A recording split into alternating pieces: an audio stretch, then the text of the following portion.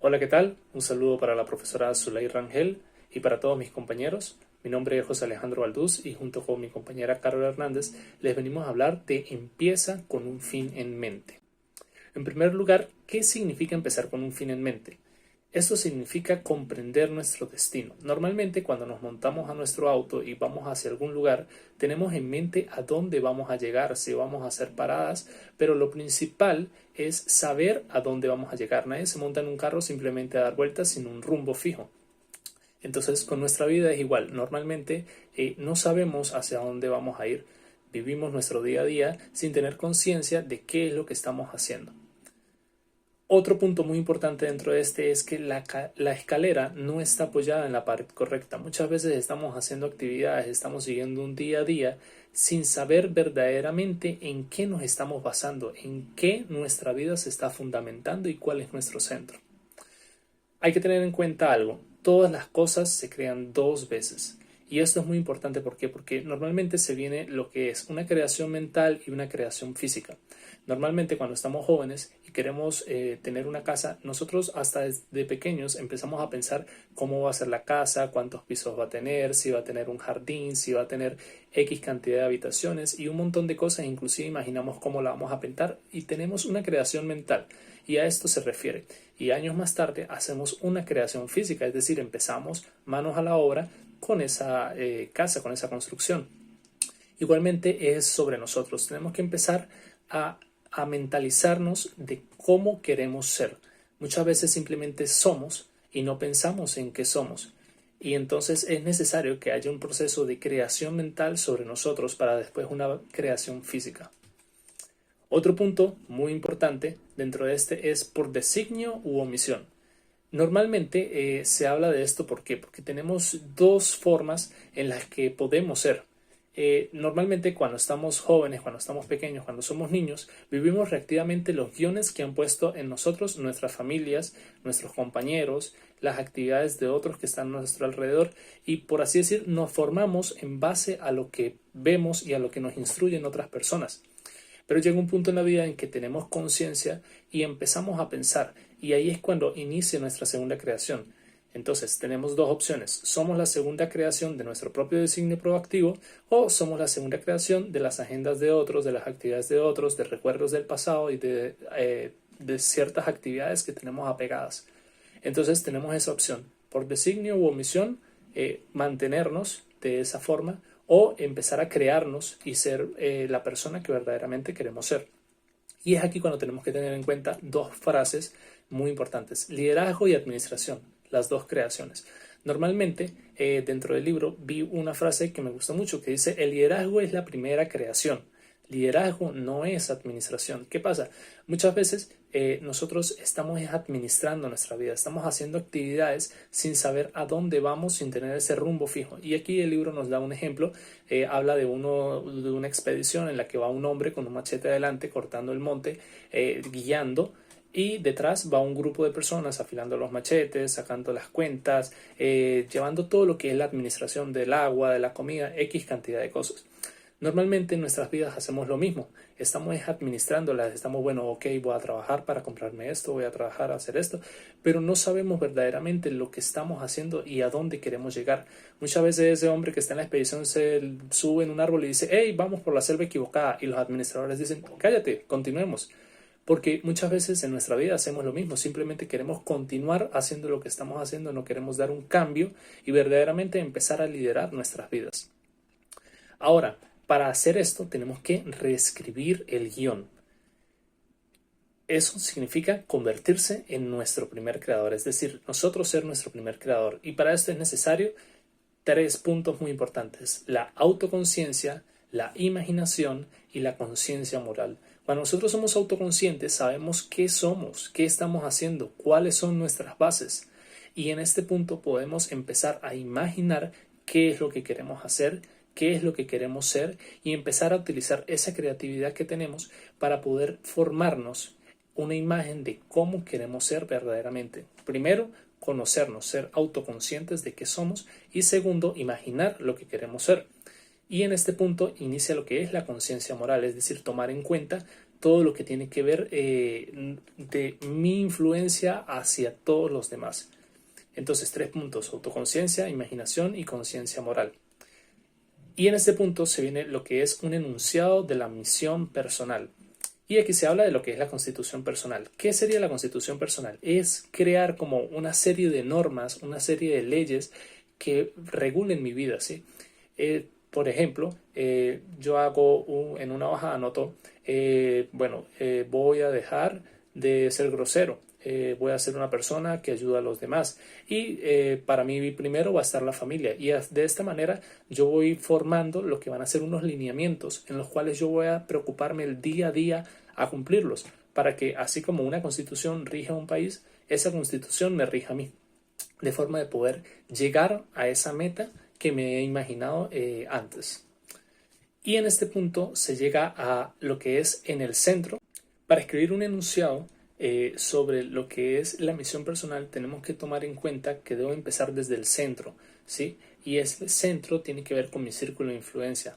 Eso va a estar compuesto por una serie de paradigmas básicos y la lente a través de la cual yo veo el mundo. Para esto tengo que tomar en cuenta los siguientes puntos. Lo primero es la seguridad. Es esa que me representa el sentido de valía, que es mi identidad, es una base emocional. También tengo que tomar en cuenta la guía, que es la fuente, la dirección de la vida, ¿sí? Hacia dónde voy, es como un mapa. La sabiduría, que es uno de los puntos más importantes y que es un todo integrado, es la perspectiva de la vida, el sentido del equilibrio y la comprensión del modo en que se aplican esos principios. También tengo que tomar en cuenta el poder, que es la capacidad, esa fuerza, esa potencia para realizar algo, es la energía vital para elegir y decidir qué hacer. Buen día, les voy a hablar sobre los centros alternativos. A veces es más sencillo identificar el centro de la vida de una persona ajena a nosotros que el de nosotros mismos, pero todos contamos con algún centro. Entonces, entre los centros alternativos tenemos el cónyuge, la familia, las posesiones, el trabajo, el dinero, el placer, la iglesia, los amigos y enemigos, uno mismo y los principios.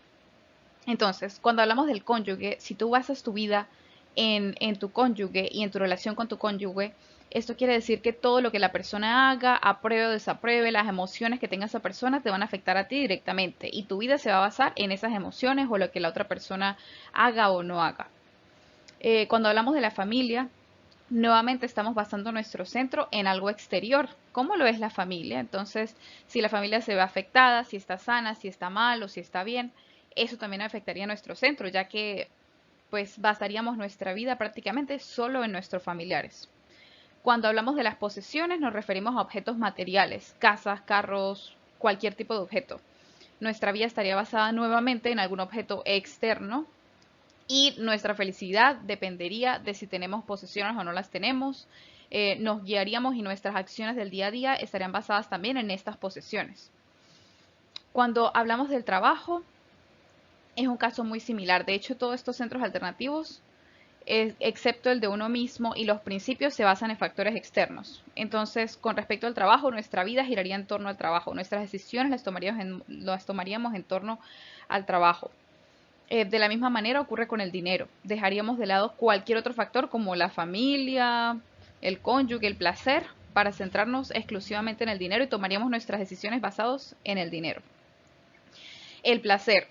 Valernos del placer como un centro quiere decir que nuestras decisiones van a estar basadas en lo que nos va a dar más placer. Ya sea viajar, eh, cualquier cosa, jugar videojuegos, cualquier cosa de ocio o cualquier tipo de cosa que te pueda generar un placer.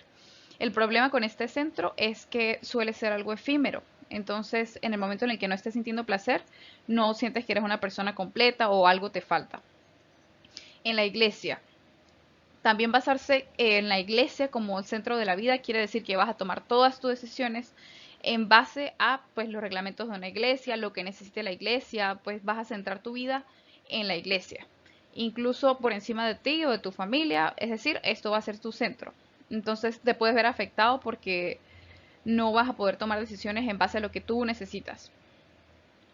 Con respecto a los amigos y enemigos, en el libro hay un ejemplo sobre el caso de un profesor que tiene un enemigo y centra su vida en esta persona. Cuando empezamos a hablar todos los días sobre una persona porque algo nos molesta de ella, porque sentimos rabia hacia la persona, porque hubo una situación que no nos gustó, y eso se vuelve recurrente y todos los días nuestro pensamiento del día es cómo hago para que esta persona no me vea débil o cómo hago para ponerle un problema a la persona. Ahí estaríamos centrando nuestra vida en los enemigos. Lo mismo pasa con los amigos.